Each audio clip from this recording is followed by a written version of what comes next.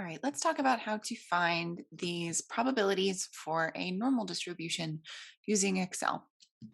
So as a reminder from our last module section, the function we're looking for here is norm.dist, short for distribution, where we're looking for the value, right? So the value that the probability is less than in this case, mean, the standard deviation, and true false for whether you're doing the cumulative distribution or not, which in this case, if we're looking for, right, the probability that z is less than 3, when z is a standard normal, we are looking for the cumulative probability.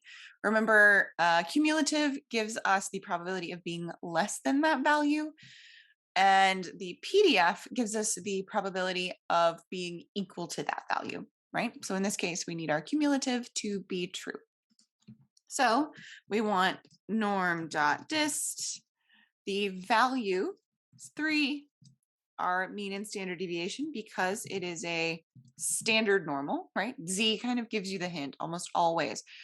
Z, if that is your random variable, it will have a standard normal distribution. And cumulative is, again, true, right? So the probability that z is less than 3 for a standard normal distribution is 99.8%, which should jive with all of our information and thoughts that we had with the empirical rule in the last chapter, right? So chapter 4, the empirical rule says that we expect most of our values to be within 1, 2, 3 standard deviations of the norm.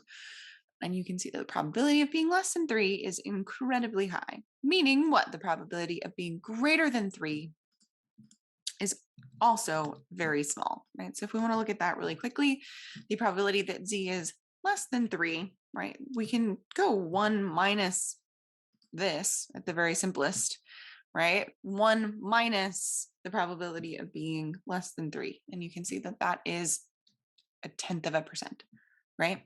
Very small. Similarly, right, the point I just made here, we can take 1 minus norm.dist, and we're looking for the probability that it is greater than 0.5. So we have 0.5. The mean is 1, or sorry, the mean is 0, and the standard deviation is 1, and cumulative is true. Right, so the probability that it is greater than that value is this. Now, we've learned to take, if we want to take the probability that 0 or z is between two values, what we can do is compute the probability that z is less than the larger value and subtract the probability that z is less than the smaller value. Right? So the probability that z is between 0 and 0.5 is the probability that z is less than 0.5 minus the probability that z is less than 0.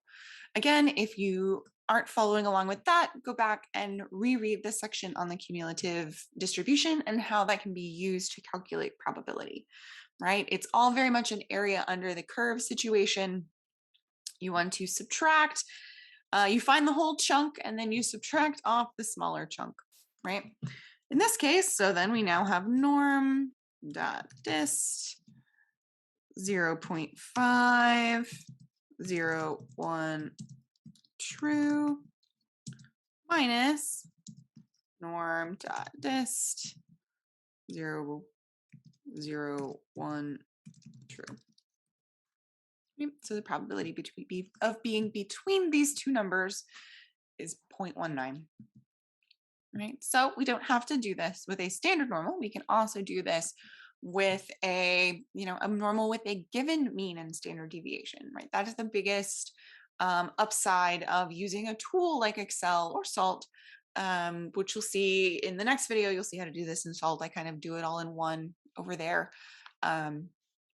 The ability to specify mean to and standard deviation 0.05, right? We can say, hey, it's this mean, this standard deviation. Instead of having to standardize it and then use the table, we can just jump straight in and say, hey, I want the norm.dist, the probability of being less than 1.75 when my mean is 2 and my standard deviation is 0.5, true because it is cumulative, right?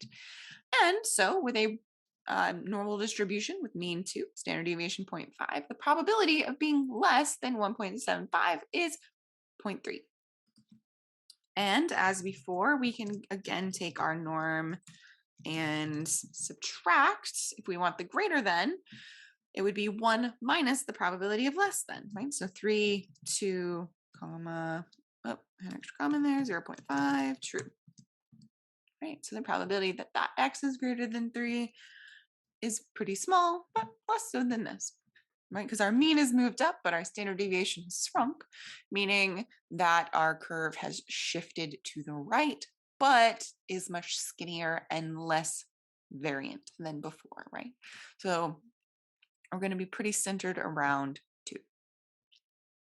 All right, so that's how you can compute these probabilities for the normal distribution using Excel.